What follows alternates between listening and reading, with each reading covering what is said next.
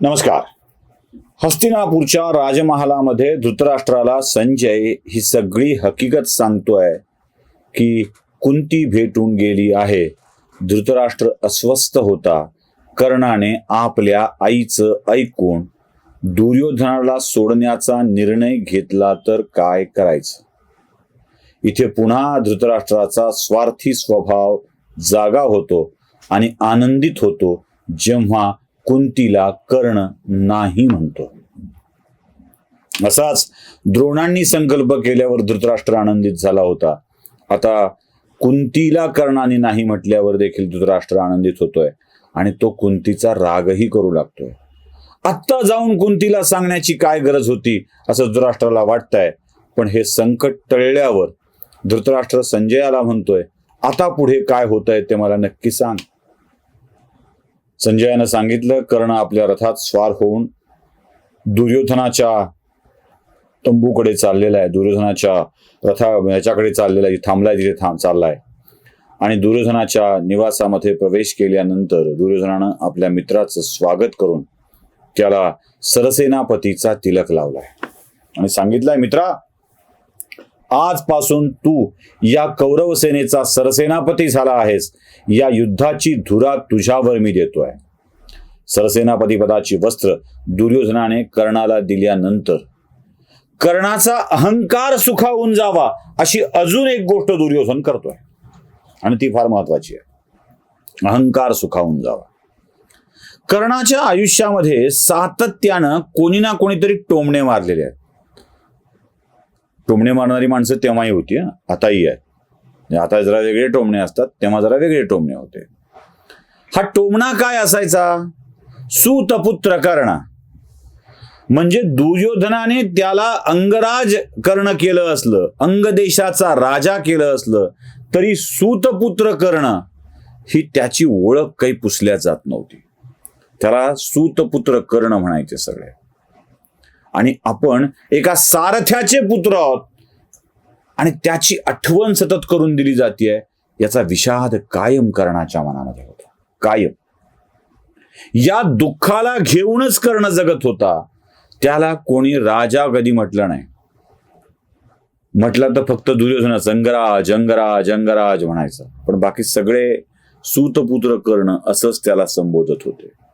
म्हणजे ना त्याला संमती दिली पितामह भीष्मांनी, ना द्रोणाचार्यांनी, ना पांडवाच्या कोणी. पांडवांना तर बिचाऱ्यांना हा आपला भाऊ आहे हे माहीतच नव्हतं. तसं असतं तर सूतपुत्र कर्ण कधीच म्हणाले नसते. हे दुःख फार कर्णाच्या मनामध्ये होतं आणि या दुःखावरचा उतारा म्हणून दुर्योधन त्याला एक अनोखी भेट देतोय.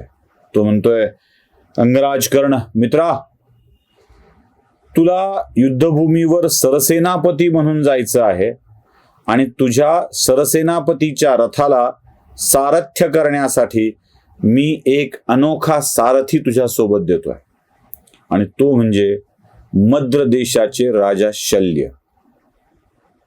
एक राजा एका सूतपुत्राच्या रथाचं सारथ्य करेल हा बहुमान मी तुला देतो आहे. मद्र नरेश समोर येतात आणि सांगतात की हो, मी सारथ्य करायला तयार आहे.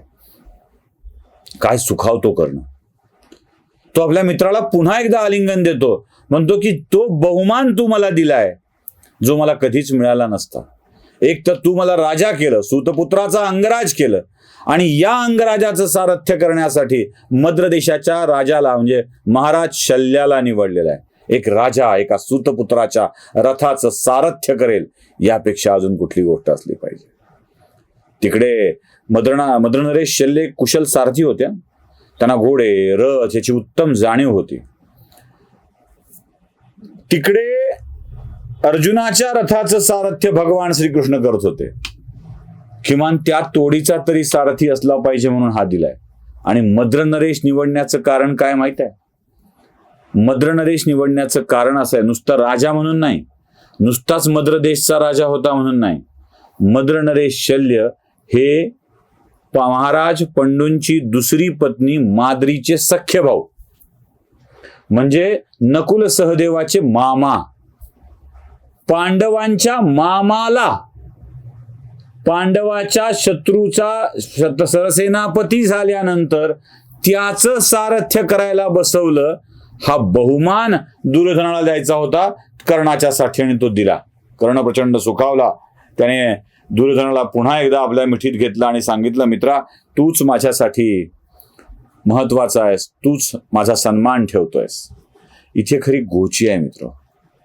कधी कधी माणसांना आपला सन्मान खूप प्रिय असतो आणि तो मिळाला की फार बरं वाटतं. पण हा सन्मानच आपल्या आयुष्यातली सगळ्यात मोठी अडचण ठरणार आहे हे लक्षातच येत नाही. एका सूतपुत्राचा सारथी म्हणून एका राजाला नियुक्त केल्याचा आनंद दुर्योधनाला होता. म्हणजे माद्रीच्या भावाला, नकुल सहदेवाच्या मामाला, एका राजाला आपल्या सूतपुत्र मित्राचा सारथी म्हणून मी नियुक्त करतोय, आदेश देतोय, हा अहंकार दुर्योधनाच्या मनामध्ये होता. आणि एक राजा माझ्या रथाचं सारथ्य करणार आहे, एक कुशल सारथी माझ्या रथाचं सारथ्य करणार आहे, हा भाव आनंदाचा कर्णाच्या मनामध्ये होता. पण पुढे हाच शल्य कर्णाच्या आयुष्याचा घात करणार होता हे लक्षात घ्या.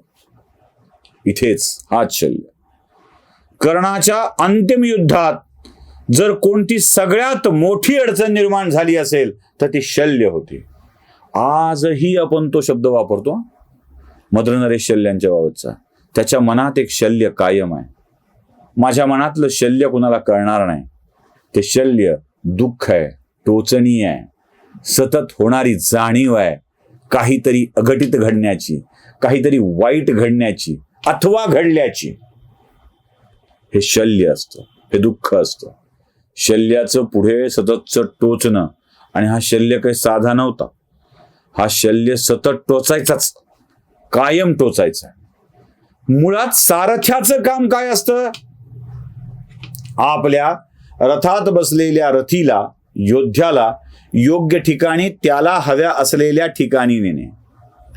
प्रवासामध्ये युद्धाच्या वेळी जेव्हा जेव्हा त्याला थोडंसं नाराज झाल्यासारखं, शक्तिपात झाल्यासारखं वाटेल तेव्हा त्याचा उत्साह वाढविण्याची भाषा करणे.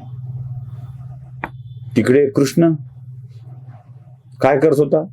अर्जुनाचा जेव्हा जेव्हा उत्साह कमी होईल तेव्हा तेव्हा अर्जुनाला तू लढू शकतोस, तू करू शकतोस, तुझ्यात शक्ती आहे, तू हे करूच शकतोस असं म्हणायचं. आणि इकडेचा हा शल्य सारथी, कर्णा निघाल्यास खरा युद्धावर, पण अर्जुन सगळ्यात श्रेष्ठ धनुर्धर आहे बरं का, त्याच्या पुढे टिकाव लावणं अवघड. अरे त्याची शक्ती ती काय, त्याचं युद्ध कौशल्य ते काय. बरं अर्जुनाच्या सोबत अजून कोण आहे? प्रत्यक्ष भगवान श्रीकृष्ण आहेत, तिथे देव आहे. आणि तुझ्यासोबत कोण आहे? तुझा हा दुर्योधन, तो तुला मदत करणार आहे का? अर्जुनाची शक्ती बघ किती आहे ते.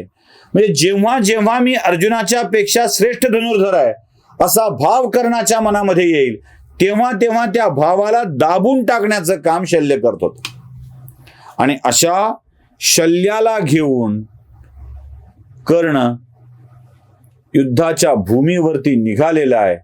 आणि तो शोध घेतोय तो फक्त अर्जुनाचा. त्याच्या डोक्यात एक शब्द मात्र नक्की आहे, आपण आपल्या आईला दिलेला शब्द, तुझी 5 पुत्र जिवंत असतील, 4 पुत्रांना मी धक्काही लावणार नाही, माझे शत्रुत्व असेल ते अर्जुनाच्या सोबत. बघूया युद्धभूमीवरती कर्णाच्या समोर पांडवांचे अन्य वीर आल्यावर काय होतं ते पुढच्या भागात. नमस्कार.